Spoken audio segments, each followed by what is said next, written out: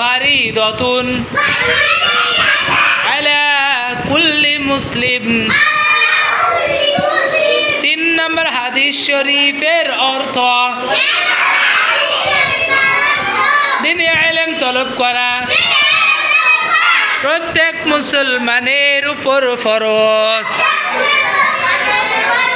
বলো তলাবুল ইলমি ফারিদাতুন আলা কুল্লি মুসলিম। 3 নম্বর হাদিস শরীফের অর্থ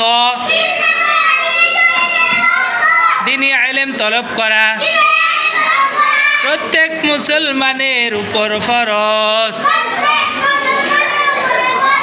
4 নম্বর হাদিস শরীফ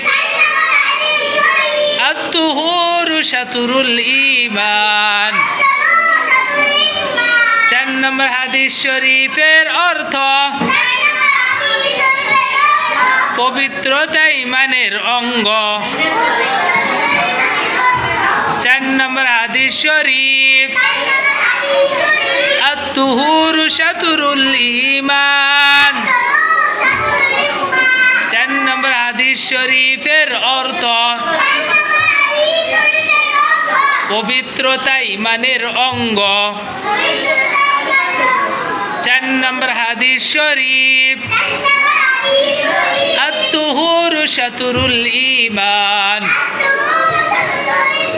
4 নম্বর হাদিস শরীফের অর্থ